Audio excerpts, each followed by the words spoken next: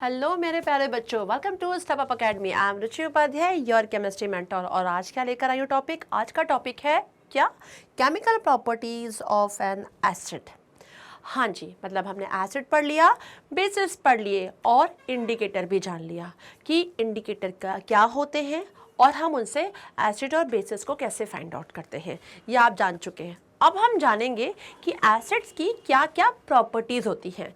बहुत सारी एसिड्स की प्रॉपर्टीज़ होती हैं, तो आज हम डिस्कस करने वाले हैं किसके बारे में? Chemical properties of N acid. और बिल्कुल भी टाइम वेस्ट किए बिना स्टार्ट करते हैं। रिएक्शन विथ मेटल, मतलब एसिड का रिएक्शन बता रहे हैं मेटल के साथ कि क्या होता है।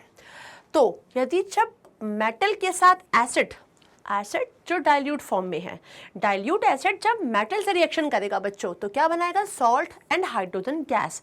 इसका मतलब हाइड्रोजन गैस प्रोड्यूस हो रही है।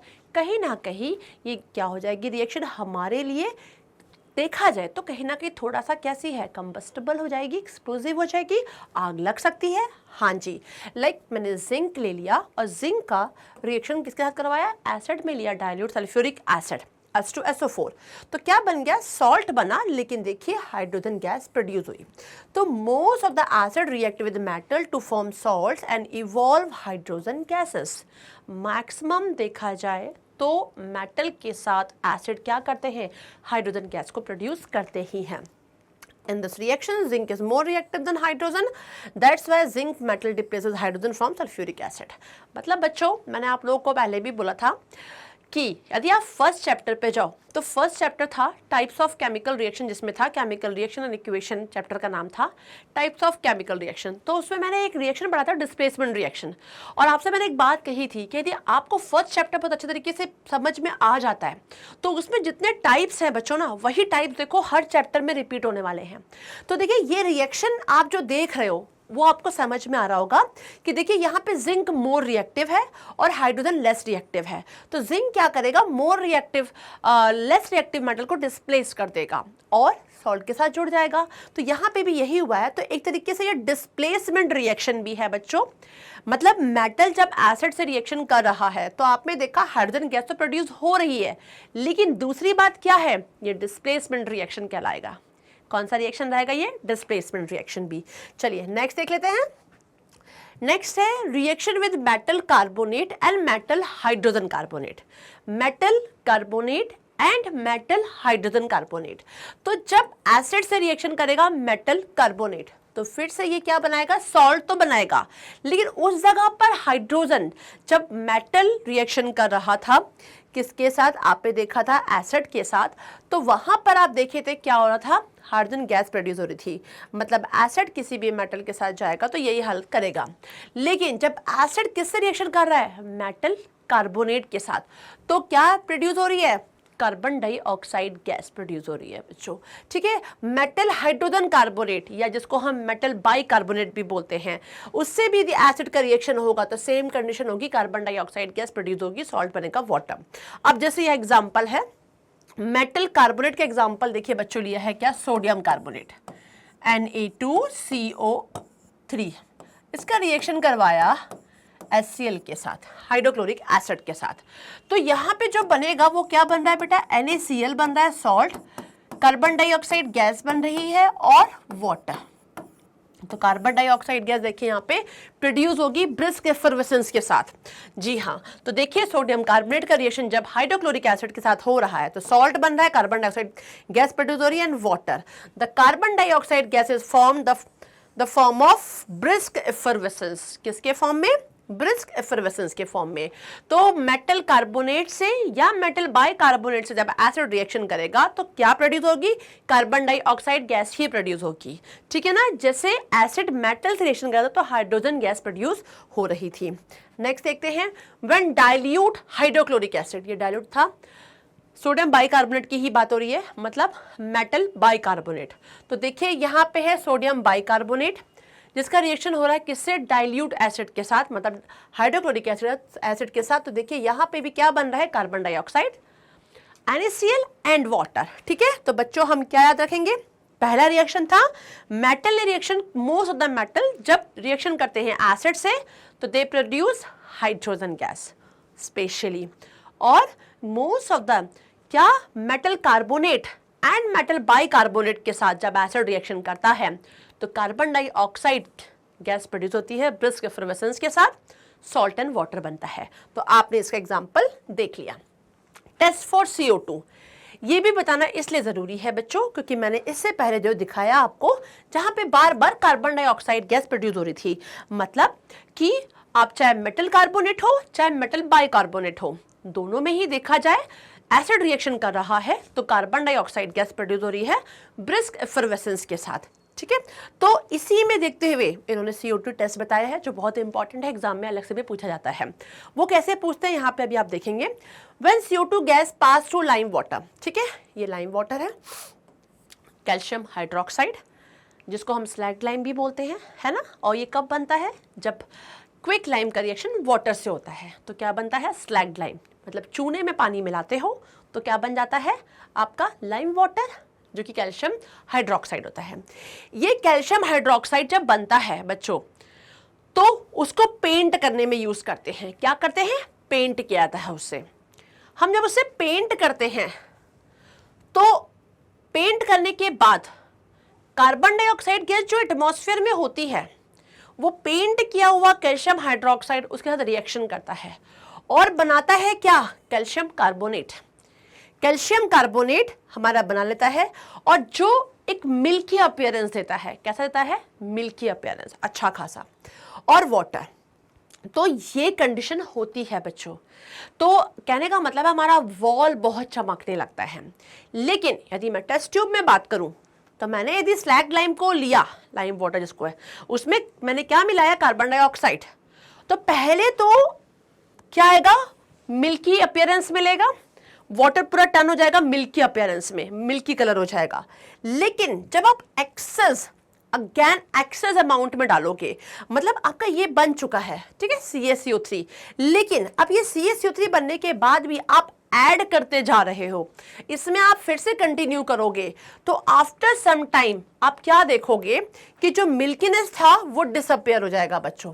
क्या हो जाएगा, डिसअपियर हो जाएगा, क्योंकि ये जो कैल्शियम कार्बोनेट है वो क्या है, एक वाइट प्रेसिपिटेट होता है। और जब हम इसमें एक्सेस अमाउंट में CO2 डालेंगे तो आफ्टर सम टाइम वो क्या होगा, उसमें जो मिल्की अपीयरेंस है वो पूरा गायब हो जाएगा। तो लिखा है, if excess of carbon dioxide gas is pass through lime water then the white precipitate form first dissolve due to the formation of soluble salt of calcium hydrogen carbonate and the solution becomes clear again. अब इसके लिए देखिए मैं आपको एक reaction दिखाती, वो image दिखाती हूँ। ये लाइम वाटर है, क्लियर लाइम वाटर, जब हमने क्विक लाइम में वाटर मिलाया था, जब कार्बन डाइऑक्साइड गैस इसमें पास की गई तो देखिए मिल्की अपीयरेंस हो गया, ठीक है। लेकिन जब हमने एक्सेस में डाला तो फिर से मिल्कीनेस क्या हो गया, डिसअपियर हो गया, वो पूरा का पूरा क्या हो जाएगा, डिसअपियर हो जाएगा, ठीक है। तो ये आपके दिखाया था क्या, CO2 टेस्ट में, जो बहुत ही इंपॉर्टेंट है। फिर रिएक्शन विद बेसिस, मतलब एसिड जब रिएक्शन करता है बेसिस के साथ, मतलब स्पेशली किन के साथ, अल्कलीज के साथ, जो कि क्या होते हैं, वाटर सॉल्युबल होते हैं। तो जब एसिड अल्कलीज के साथ रिएक्शन करता है तो सॉल्ट बनाता है और वाटर बनाता है, मतलब रिएक्शन न्यूट्रलाइज हो जाती है, ठीक है ना। यदि एसिड किसी भी अल्कली या बेस के साथ रिएक्शन करता है तो क्या करता है, सॉल्ट प्लस वाटर बनाता है और वो रिएक्शन न्यूट्रलाइज हो जाती है। When hydrochloric acid react with sodium hydroxide solution, then a neutralization reaction takes place to form sodium chloride and water. Hydrochloric acid एक स्ट्रॉन्ग एसिड है जिसमें मैंने एक स्ट्रॉन्ग बेस मिलाया, न्यूट्रलाइज हो गया, रिएक्शन सॉल्ट बन गया और पानी। मतलब कहीं एसिडिटी ज़्यादा है तो बेस का रोल होता है उसको न्यूट्रलाइज करने में, कहीं बेसिसिटी ज़्यादा है तो एसिड का रोल होता है इसको न्यूट्रलाइज करने में। तो यहाँ पे भी यही चीज़ हुई बच्चों।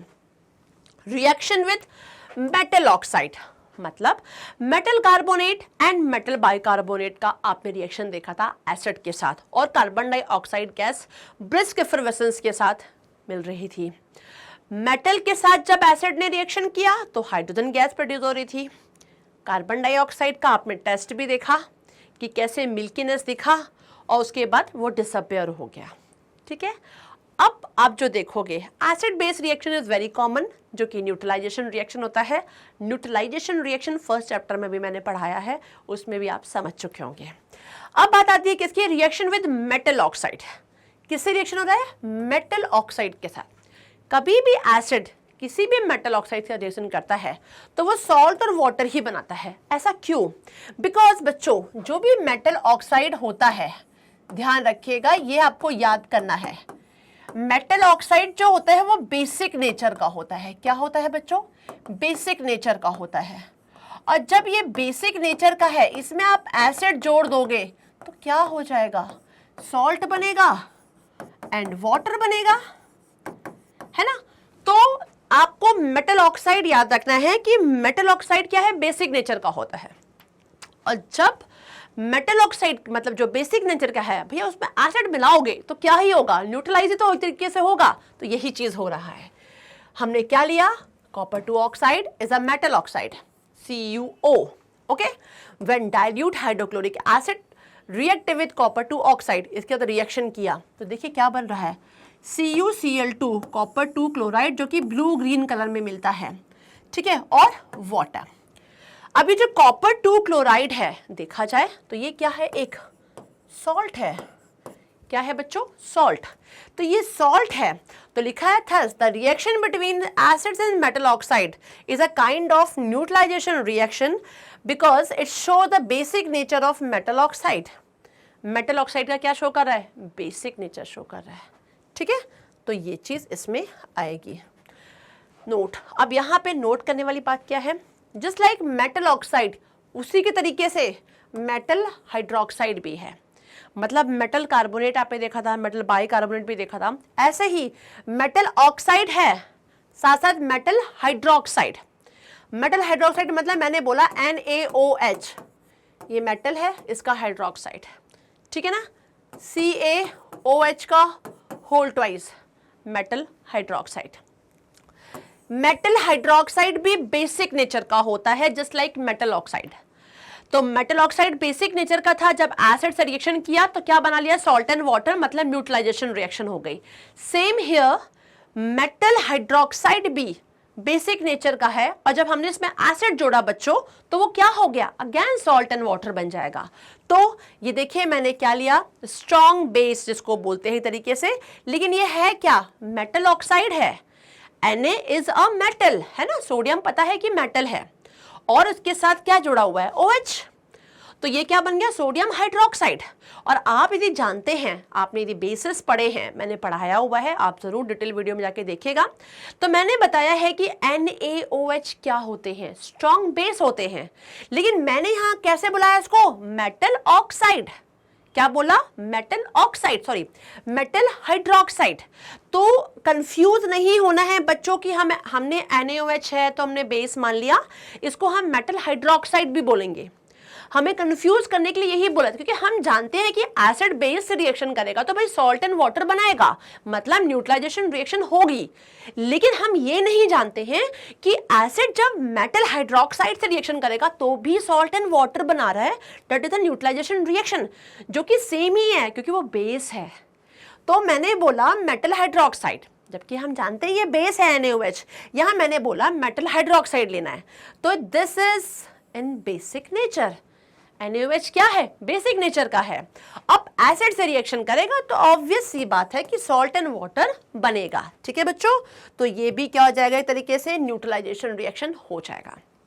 तो ये था एसिड का रिएक्शंस, जो केमिकल प्रॉपर्टीज थी जो आपको पता होनी बहुत जरूरी है कि एसिड, मोस्टली एसिड, मैं बहुत सारे एसिड्स की बात नहीं करूंगी, मोस्टली जो एसिड्स होते हैं वो मेटल के साथ, बहुत सारे मेटल हैं, कुछ ही ऐसे मेटल जो ना रिएक्शन करें, हम यही बोलेंगे कि मोस्टली मेटल्स एसिड से रिएक्शन कर लेते हैं तो हाइड्रोजन गैस प्रोड्यूस होती है, ठीक है। सोडियम हम जानते हैं कि मेटल है, जबकि उसको हम बोलते हैं सॉफ्ट मेटल। क्या बोलते हैं, सॉफ्ट। जिंक तो अपने आप में स्ट्रॉन्ग मेटल है, लेकिन sodium, potassium, they are very soft, इतने सॉफ्ट होते हैं कि they can be cut by knife, है ना, इतने सॉफ्ट होते हैं। उसके बावजूद भी सोडियम हाईली रिएक्टिव होता है, रिएक्टिविटी सीरीज में देखेंगे तो हाईली रिएक्टिव मेटल है। सोडियम को यदि आप रिएक्शन करवा दीजिए किसी मेटल के साथ, ठीक है ना, तो कहने का मतलब है कि सोडियम को रिएक्शन करवा दीजिए किसी एसिड के साथ, तो देखिएगा हाइड्रोजन गैस प्रोड्यूस हो जाएगी, ठीक है ना। और हम यही देख रहे हैं कि कैसे मेटल रिएक्शन कर रहा है एसिड के साथ, और यही एसिड मेटल के कार्बोनेट और मेटल के बाइकार्बोनेट से रिएक्शन करके क्या बना रहा है, कार्बन डाइऑक्साइड गैस की ब्रिस्क एफर्वेसेंस से मिल रही है। और यही एसिड जब बेस रिएक्शन कर रहा है तो न्यूट्रलाइज हो जा रहा है। यही एसिड जब मेटल के ऑक्साइड से रिएक्शन कर रहा है तो भी क्या हो रहा है, न्यूट्रलाइज हो जा रहा है। यही एसिड जब मेटल के हाइड्रोक्साइड से रिएक्शन कर रहा है तो भी न्यूट्रलाइज हो रहा है, क्योंकि मेटल ऑक्साइड और metal hydroxide both are basic in nature. Okay, तो ये बहुत ही कुछ गिने चुने ही हैं रिएक्शंस, बट इनको ढंग से अपने बोलते हैं ना कि रटने की जरूरत नहीं है, अपने कॉन्सेप्ट को क्लियर करने की जरूरत है। ये रिएक्शन चुटकियों में हो जाएगा।